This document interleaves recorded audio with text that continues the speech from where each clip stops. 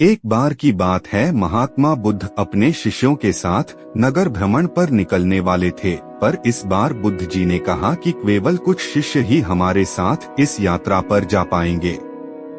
इसके लिए हम कल बताएंगे कि क्या करना होगा।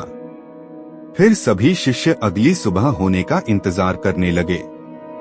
फिर सुबह होते ही सभी शिष्य महात्मा जी के समक्ष जा पहुँचे। तभी महात्मा जी ने कहा कि हम 3 महीने बाद यात्रा पर निकलेंगे। तभी एक शिष्य ने पूछा कि गुरु जी, आपके साथ यात्रा पर कौन जाएगा? इसके बारे में आपने बताया ही नहीं। तभी महात्मा जी बोले कि केवल एक ही शिष्य हमारे साथ इस यात्रा पर जाएगा। तो सभी शिष्य हैरानी से महात्मा जी के ओर देखने लगे, केवल एक ही शिष्य। तब महात्मा जी ने कहा कि हाँ, और इसका चुनाव हम एक परीक्षा द्वारा करेंगे। जो इस परीक्षा में उत्तीर्ण होगा वही हमारे साथ यात्रा पर जा पाएगा। तभी सभी शिष्यों को गुरु जी ने एक एक गमला दे दिया और बोले कि जिस भी शिष्य का पौधा सबसे बड़ा होगा वही हमारे साथ इस यात्रा पर जाएगा। तभी सभी शिष्य अपने अपने गमले लेकर अपने अपने कक्ष में चले गए और सब अपनी तरह से अपने अपने गमले के बीजों को सींचने लगे। लगभग 2.5 महीना बीत चुका था। सभी शिष्यों के पौधे थोड़े थोड़े बढ़ने लगे, लेकिन उनमें से एक शिष्य का पौधा बिल्कुल भी नहीं बढ़ा। लेकिन फिर भी वह निराश नहीं हुआ और हर रोज की ही भांति अपने गमले के बीज को सींचता रहा, लेकिन कोई भी फर्क नहीं पड़ा। फिर परीक्षा का दिन आ गया। सभी शिष्य अपने अपने गमले लेकर महात्मा जी के समक्ष प्रस्तुत हुए। फिर थोड़ी देर बाद वह शिष्य भी वहां प्रस्तुत हुआ जिसके गमले में लगा बीज बिल्कुल भी नहीं बढ़ा। उस शिष्य को देखकर सभी शिष्य आपस में हंसने लगे। तभी महात्मा जी ने बड़े आश्चर्यजनक शब्दों में उस शिष्य से कहा कि क्या हुआ वत्स, तुम्हारा गमला तो बिल्कुल वैसा ही है जैसा कि हमने तुम्हें सौंपा था।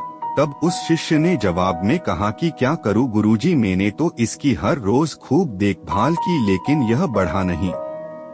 तब दूसरे सभी शिष्य उसका परिहास उड़ाने लगे। तब महात्मा जी बोले कि शिष्य, चलो तुम यात्रा पर चलने की तैयारी कर लो, हमें कल सुबह ही निकलना होगा। तभी सभी शिष्य बड़े अचंभे से महात्मा जी की ओर देखने लगे। तब महात्मा जी ने कहा कि हाँ, हमने जो पौधे तुम सबको दिए थे वह सभी बंजर थे, तो उसमें पौधा कहाँ से उगता? लेकिन तुम सब में से किसी ने भी सच्चाई और ईमानदारी से यह नहीं बताया कि इसमें पौधा नहीं उग पा रहा है, बल्कि यात्रा में जाने के लालच में सबने झूठ बोला। तब केवल इसी शिष्य ने ईमानदारी और सच्चाई का साथ दिया और यह कहने का साहस किया कि इस गमले से पौधा नहीं उग पा रहा है।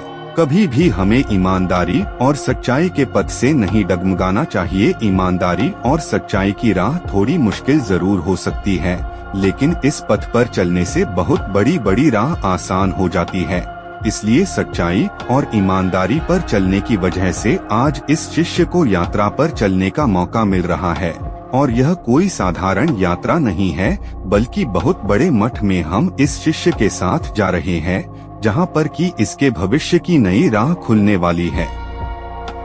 ईमानदारी और सच्चाई का महत्व सबसे ज्यादा है और यह हमारे जीवन में सफलता पाने के लिए बहुत ही महत्वपूर्ण है। हमें कभी भी सच्चाई और ईमानदारी का रास्ता नहीं छोड़ना चाहिए, चाहे हमारे सामने कितनी भी मुश्किलें क्यों न आएं। सच्चाई और ईमानदारी हमारे जीवन को संजीवनी बना सकती है और यही सफलता का राज है।